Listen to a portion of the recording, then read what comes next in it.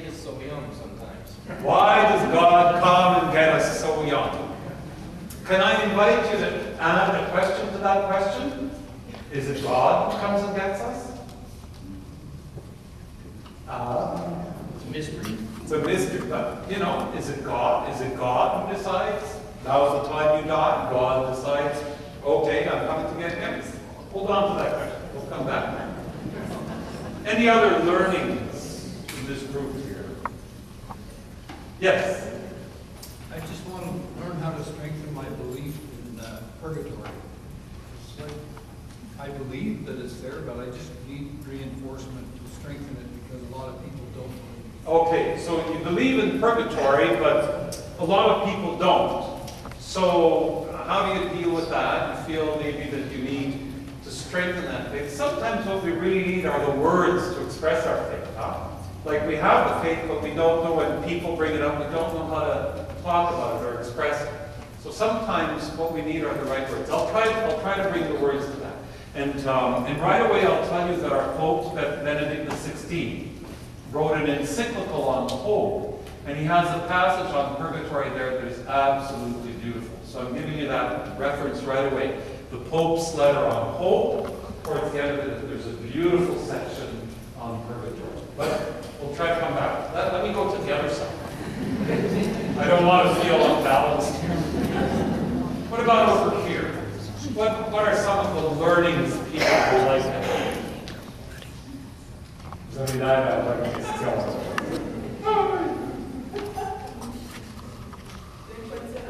Okay.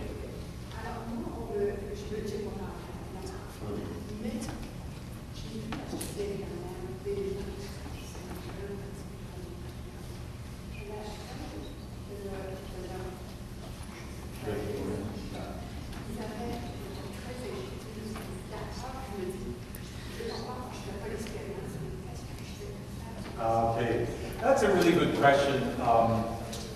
You know, as a nurse, she's seen people who have great faith, you know, good churchgoers, great faith and everything, and yet at the moment of death, they become very agitated, very scared. And so you wonder, well, what about me? You know, I believe in life after death, but am I going to go through the same experience? Is my faith going to kind of all of a sudden disappear? Now, that's what it seems like.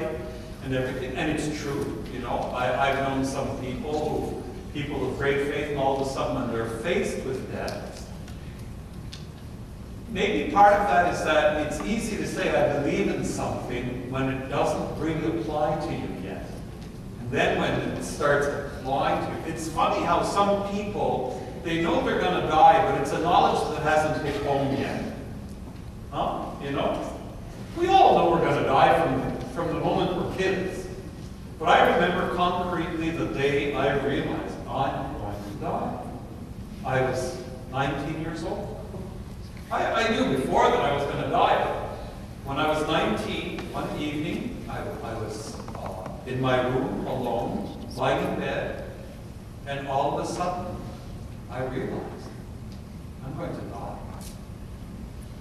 And that realization keeps on sneaking back in the funniest moments, you know. Often when I'm lying down to go to sleep, even in the afternoon when I'm lying down just for a 15-minute siesta, as I lie down, all of a sudden it hits me again. I'm going to die. Some people don't do that. They don't have that experience. They just go like, yeah, I'm going to die. We all die. But they haven't realized that they're going to die. You know, you yourself, and then when you realize it for the first time, oh my God, I'm going to die! You know, right? Do you know what I'm saying? I think that's true. And sometimes then, all of a sudden what has been all an idea has to become a reality. So I think it's important. It's something that we've lost, I think, in our tradition, is to reflect on what the old timers used to call the idea of a good death. And a good death is not so much the idea of dying in comfort surrounded by the people you're around, but a death that you've already kind of assimilated. You know you will die. It's become part of your reality. You know that Francis of Assisi, always kept a skull next to his bed. Did you know that? St. Francis of Assisi always kept a skull. And it wasn't a plastic skull. They didn't have plastic back then. It was somebody's skull that he kept next to his bed as a constant reminder that he would die. Not because he's lugubrious, but he realizes that the meaning he gives to his life is the meaning he gives to his death, and vice versa. Very, very strongly attached. We'll come back. Yes? I've had a hard time grasping limbo. I could never understand why an innocent child, they don't have time, they, when we were talking, Yes. the limbo, there's no chance of going to heaven. Yeah. But I heard years ago that the church is making a change. Okay, so what is the status of limbo? What is the status of limbo? When I was a kid, I was told the same thing. The children who were, it wasn't so much children, innocents who died. So mostly children, but it could be somebody who's so mentally incapacitated, is unable to commit a sin, and then dies, but without being baptized. They wouldn't go to hell because they'd never committed sins, the theory was, but they couldn't go to heaven because they'd not been baptized. So there's a limbo, and what has happened to limbo? So we'll try. I'll hold on to that with purgatory. Okay? That's good. Yes.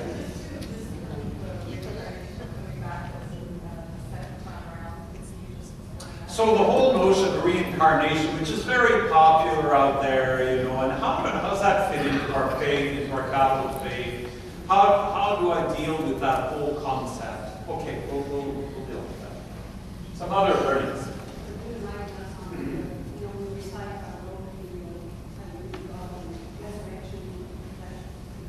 Oh yes, because we say in the Creed, I believe in the Holy Spirit, the Holy Catholic Church, the communion of saints, the resurrection of the body, right? And in French we say la résurrection de la chair, the resurrection of the flesh, la résurrection de la chair. Which there's a joke about that because there was a guy whose English was not very good. He was a Frenchman, you know, and he was asked to preach one Sunday, so he got up and he says, "Today I'm going to preach on the resurrection of the meat."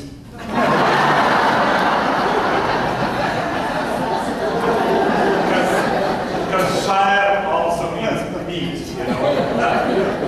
So the resurrection of the body, what do we mean by that? When we say, I believe in the resurrection of the body and life is everlasting. So yeah, we'll touch on that. Yes? I have a lot of friends that are non-believers. When death happens, they're close friends or co-workers. It's hard to explain your faith to someone who doesn't believe. Kind of mean, what's that magic word that make you? Yes. Do this, and it's always like, well. Yeah. How do you express your faith to someone who doesn't believe? How do you deal with somebody who's going through a mourning, a loss of somebody, and you're facing that with your faith and they have not faith? How do you relate to that person? You'd love them to be able to believe, but they don't have that gift, and so that's a big issue. And I think it's an issue that faces more and more of us, and even within our own families. I see, and I find that sad sometimes, where I see, you know, a mother or a father who's elderly who dies, and the children have fallen away from church, fallen away from faith in many ways. And for them to have, you know, funeral mass and prayers doesn't make sense. We'll just have a gathering, and we'll remember, and then we'll, you know, bury.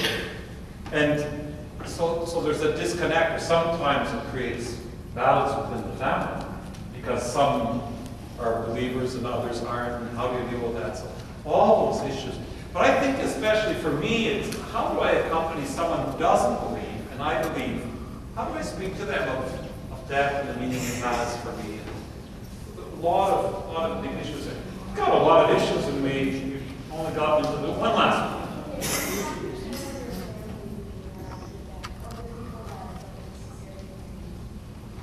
What do you mean by that? Yes. Will your family be there to greet you in heaven when you die? If they haven't died yet, will they be there to greet you? No, go ahead. Try. No, go ahead. Yes. But then, in order to make your life Complete. after death, like comfortable, Yes. you'll have almost like before with your family. Yeah. See, that's really good what you're asking, because the question is, what's the connection between what I'm living now and what I'm going to be living in heaven? You know, I love my family right now. How can I be happy in heaven without my family? My family's back on earth and I'm in heaven. How can I possibly be happy? Do I have to wait for them to join me before I can be happy? And it brings across the whole issue then of what is the happiness that we're talking about in heaven? What happens to you in relationships, in heaven?